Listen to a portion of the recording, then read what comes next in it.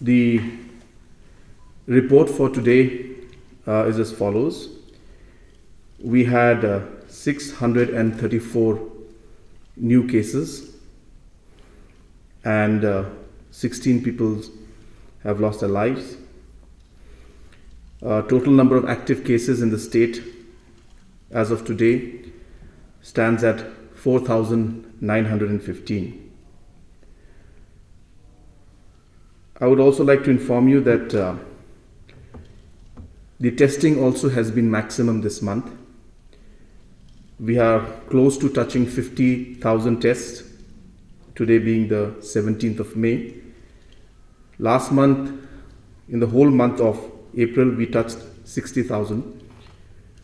So we expect that this month of May, we should be touching a total testing of 70,000+, maybe touching 80,000 tests.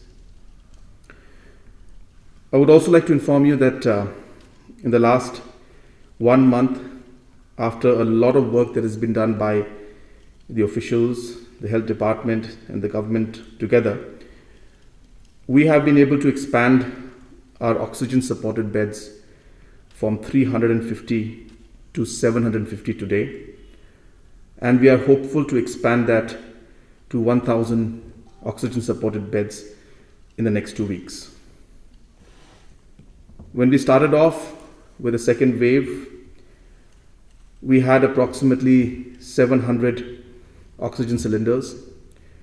Today we have doubled it and we are close to touching 1,500 oxygen cylinders, and we hope to increase many more in the coming days and weeks. I will be informing you about those at a later stage. We had Civil Hospital, Nazareth and Negrams having some kind of storage or oxygen plants or generators.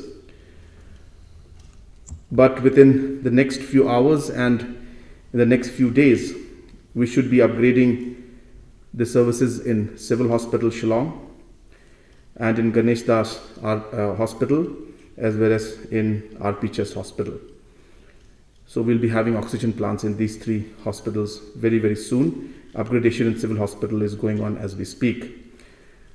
Also, within the next few days, maximum a week, we will also see the oxygen plants in Tura, Jowai and Nongpo Civil Hospital also be completed. After that, in about 2 weeks' time, we are scheduled to also complete the oxygen plants in Nongstoin, Williamnagar, Bakmara and Ampati. At this point in time, I would also like to inform you that government has decided last week to start some form of corona care centers, corona isolation centers, whatever nomenclature one would like to use, in different cluster-based units in different parts of the city. And this is anticipating that we may require more beds. We are trying to increase the presence at the locality level so that certain cases which may not need full medical attention or full hospital services could also be supported through these different centers that will start at the community level, and this will be supported by the government, where we will put basic manpower in these centers also, and we'll also be supporting them with oxygen concentrators so that those patients, as I mentioned, who don't need full medical service of a hospital can also be given a bed and given the basic support in these locations also. So roughly about 300 such beds will be created in the next few days in different parts of the city with the help of the community. And at the same time, we are also working very aggressively. We have already almost completed the beds in 300 beds in IIM, and this is the old campus, and the Mati about 100, and third one was and NIFT also 100.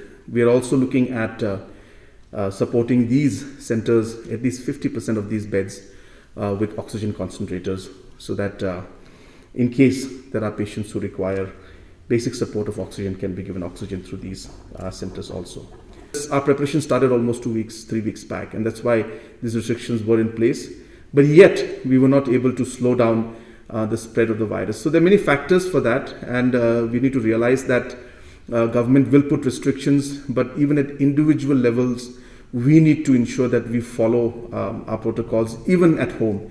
And that's the reason why this whole week, you're already aware, we'll be coming out with very strong sensitization program and a complete media campaign on how we should have our behavioral change even at the household level to ensure that we contain this. So yes, you're right. We had always looked at this 5,000 number and we prepared for this in that line. But it is very important to realize that if the numbers keep growing, no matter how many hospitals, beds or oxygen cylinders we get, we will not be able to make it sufficient for everybody. Therefore, the containment is the most important strategy. Rather, we should say this is not even containment is a very kind of negative word, but this is the only precaution, I should say, that we can take. So we have to be very careful and ensure that we maintain our restrictions that we have right now, and hopefully we'll see that in days to come that the numbers will start to plateau, and hopefully very shortly we should be able to see numbers going down. But it's difficult to say right now. We cannot predict anything, but we can hope that will happen, and for that we need the cooperation of the people and the society at large.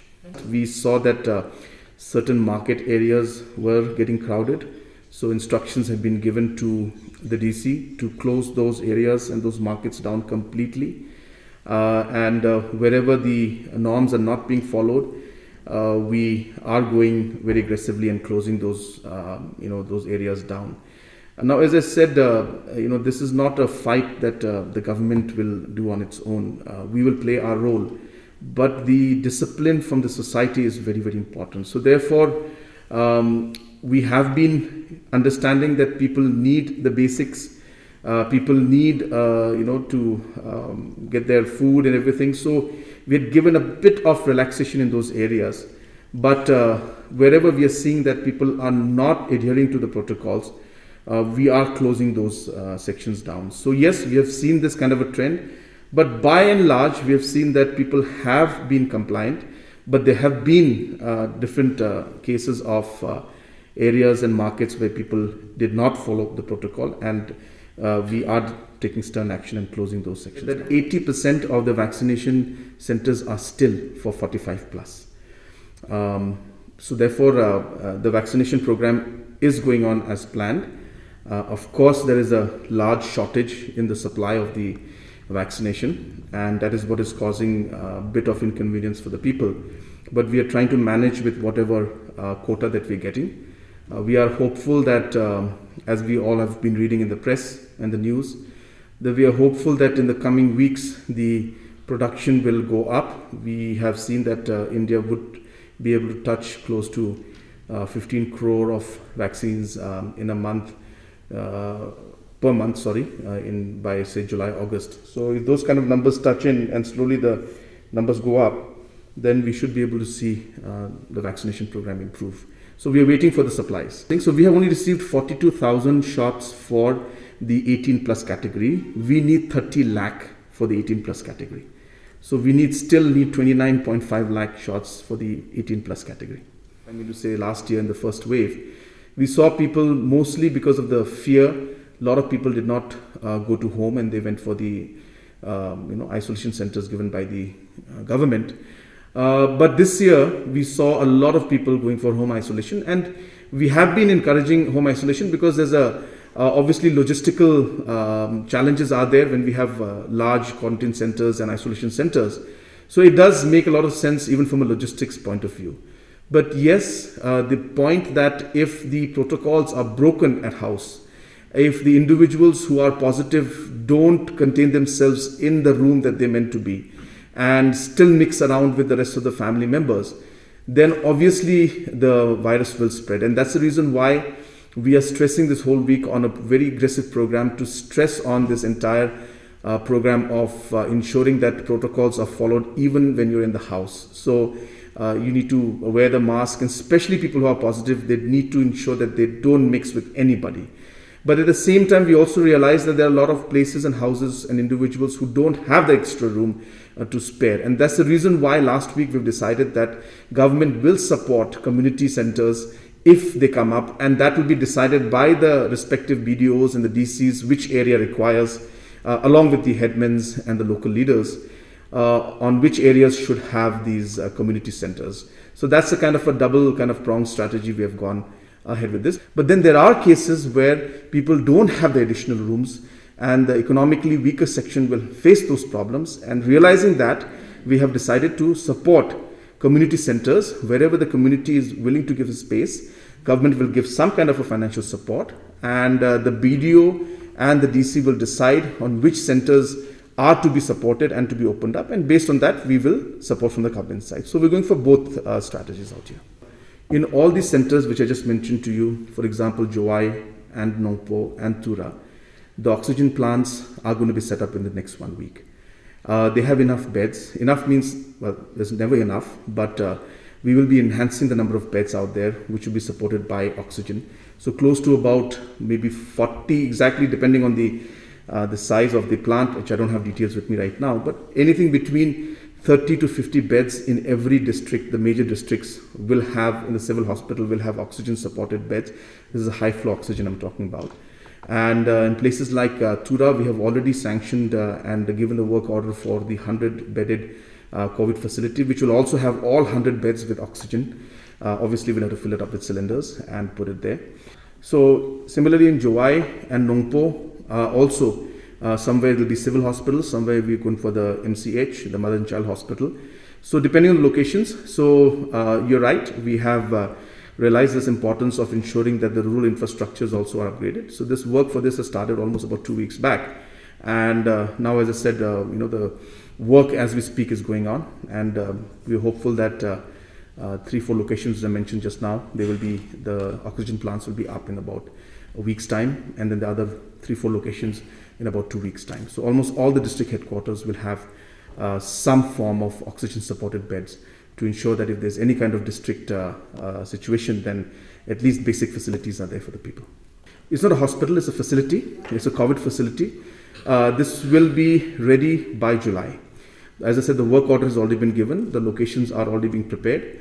And these are prefab structures.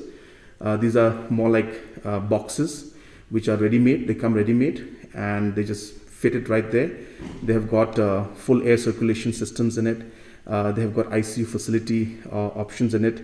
So each of these beds, facilities will have 10% of the ICU beds in them.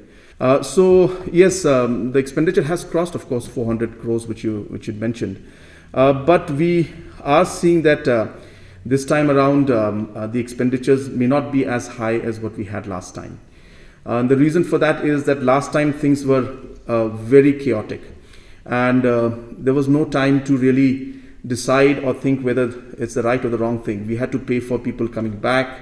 We had to pay for the people to stay. We had to pay for the doctors and the other people in the hospitals to stay in the hotels. We had to give money for laborers. We had to pay for different kind of entrepreneurship programs. So we really, that point in time, the whole country, in fact, faced with a unforeseen kind of a situation. And that led us to really making sure that we don't leave any stone unturned. Now, this year, seeing the experience of what we went through last year, I'm not saying it gives us a kind of a blueprint on what to do, not to do, but at least it gives us some kind of an idea of where we could manage things better, where we could reduce our cost. Does that mean that we'll compromise on the health of the people? Absolutely not. That's the reason why when we were put up the question of spending money for the vaccination, we said immediately, no question asked, 100 crores we will spend to get the vaccination. It is absolutely worth it. When it came to setting up the infrastructure, we said that no question asked, immediately go ahead and create the infrastructures. So we are in a better position to at least decide on where to spend in a much more better manner, and where we could minimize our expenditure. I'm not saying cut cost is not the correct word, but minimize the expenditure and how to balance. Now, talking about resources, most of the resources are coming out from our own resource, from the taxes that we are getting from the central government, which is the devolution of the taxes that we have and our own taxes which we have. So with that, we are managing the situation right now. And but we need to see how the next few months go at a global and national level, how the economy is impacted. And based on that, we'll come to know how the overall situation of the state will be in terms of finances. So right now, we're managing with the resources that we have of our own. We realize that it's important to support the private hospitals because government will do its part. But if private hospitals, which are doing a tremendous job, and I must really congratulate them and thank them for the kind of continuous work they're doing and the dedication that they have shown, not just private hospitals, the doctors and nurses and staff, even our government hospitals, they're really going through a lot of strain and stress. And we need to be with them and we need to really appreciate what they're doing. And therefore, we have decided that we'll support the private hospitals also in terms of their running expenditures, if necessary, for getting manpower or even to invest in some kind of investment in equipments in case they need to improve the infrastructure. So it's like that. So we have to use the funds, whatever we have, in a much more judicious manner. So therefore, we anticipated this entire situation and realized that while we were below 1,000, we realized that there is a huge possibility that we will touch 5,000. And before we reached 1,000, we put the lockdown. And that's why it was done at that point in time. And we did it slightly watching the situation because we realized also that closing things down will affect the livelihood of the people. And somewhere we need to find a balance. But then when we realized that the growth rate was moving in a line where by May 12th, we expected that we'll touch 5,000. Today is May 17th. So I don't know if you remember, I gave you these projections that time also. So we managed to slow down things, and instead of 12th of March, it's the 17th of May, we're touching 5,000. But if the trend continues, we will go beyond 7,000, 8,000, maybe even 10,000, in a short time. So we're looking at a tough situation for the next few weeks. But if the society and the state works together, we are sure that we'll be able to overcome this very difficult phase of maybe 2 to 3 weeks where we are seeing rise in cases, pressure on the healthcare system, shortage of the vaccination. So all these aspects are adding to a lot of pressure, but we hope that we will see things improve once this particular phase is over.